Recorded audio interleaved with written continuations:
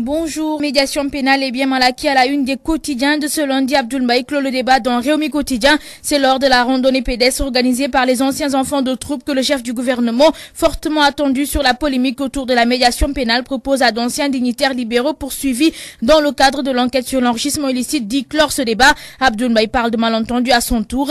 Toujours dans Réumi Quotidien, de sources concordantes, le fils de l'ancien chef de l'État du Sénégal a reçu dans la journée du 9 mars la mise en demeure de la justice sénégalaise dans l'affaire des biens présumés mal acquis. Abdoul Mbaye se confesse dans l'Observateur, il n'a jamais été question d'interdire la mendicité. Nous avons appris la démission de Gakou à la radio, le respect de la forme républicaine a fait défaut. Le Premier ministre revient également sur ses relations avec le groupe Mimran et avoue avoir fait sa déclaration de patrimoine depuis très longtemps. La Tribune parle du leader de la génération consciente mise en demeure. Karim Wade a encore un mois pour justifier ses milliards et d'après une voyante nommée Fatou Diop, il s'est protégé mystiquement. Enquête Quotidien parle également de cette traque des biens mal acquis. C'est le 16 mars prochain, dans la matinée, que Karim Wade devra faire face au procureur spécial près la cour de répression de l'enrichissement illicite Ali Wundaw. Libération parle d'un dossier solide avec des témoins à la clé que la section recherche de Dakar a remis à Ali Wundaw. Si pour Karim Wade, le chrono démarre vendredi prochain, certains de ses proches, à l'instar d'Ibrahim Khalid Bourgi dit Bibo, risquent d'avoir un réveil difficile. Un de ces 4 retours dans l'Observateur, inculpé et placé sous mandat de dépôt au camp pénal de Liberté 6 pour détournement de deniers publics estimé à 1,5 milliard de francs CFA et de blanchiment de capitaux d'un montant de 1 milliard. Nekhadi Gueye, l'ex-directrice du Fonds de promotion économique FPE, prend sa défense publiquement sur son compte Twitter.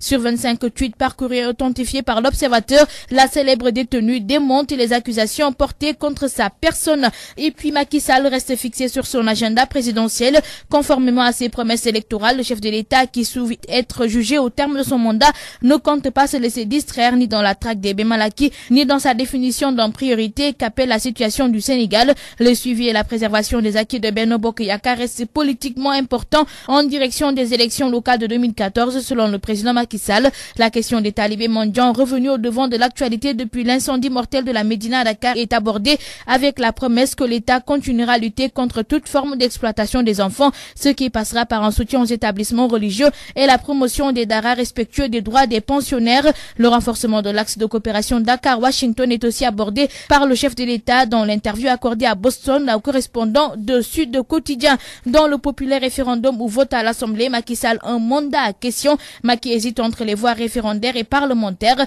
Le référendum, l'orthodoxie selon les constitutionnalistes. La voie parlementaire viole la Constitution. Je ne voterai jamais la réduction du mandat. C'est une violation pareille qui avait conduit aux événements du 23 juin. Dixit Moustapha Cissé Lo, vice-président de l'Assemblée nationale. Et puis Moustapha Diakhaté, président au groupe parlementaire Benno Bokk Yakaar. Parmi nous, des gens ne sont pas favorables à la réduction. Réduire la durée du mandat participe à la moralisation de la vie publique.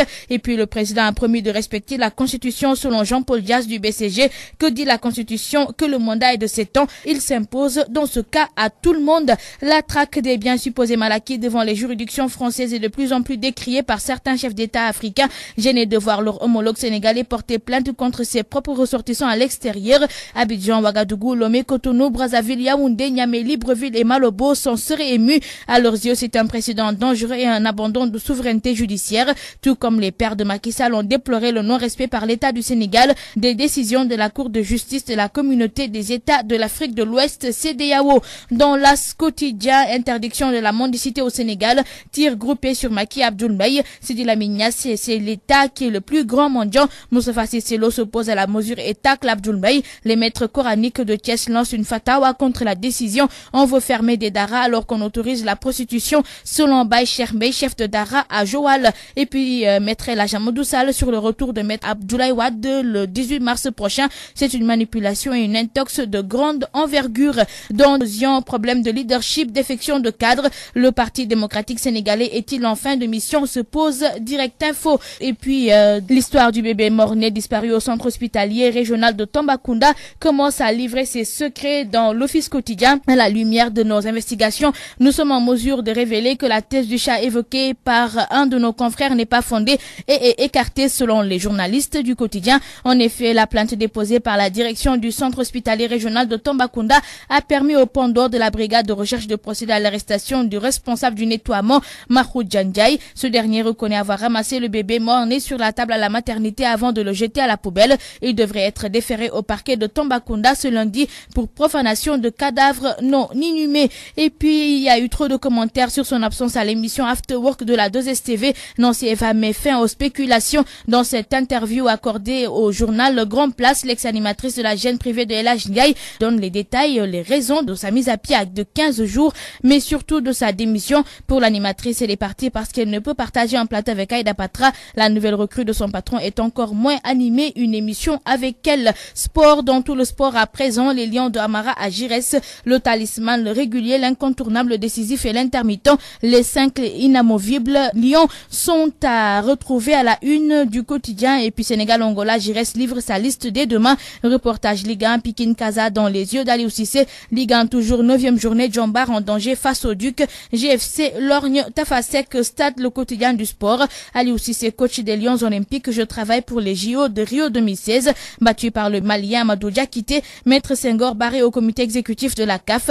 Et puis week-end des Lions, Papis Cissé, Sow et Mané restent décisifs. Sénégal-Angola du samedi 23 mars, l'agenda d'Alain Giresse pour Conakry est à retrouver à la page 8. Et puis Ligue des Champions, défaite 2-0 à l'aller, quel Messi et quel Barça face au Milan AC. Sunu Lambo pour clore, Pikine jubile, Rufisque pleure, Amaye, Amabalde après sa victoire 6-2 et près 3 points de suspension. Amaner revient sur sa défaite, je n'ai jamais lutté en enjambant les sacs. Et puis Cobra expédié en 18 secondes, qui va arrêter l'Espagnol Juan.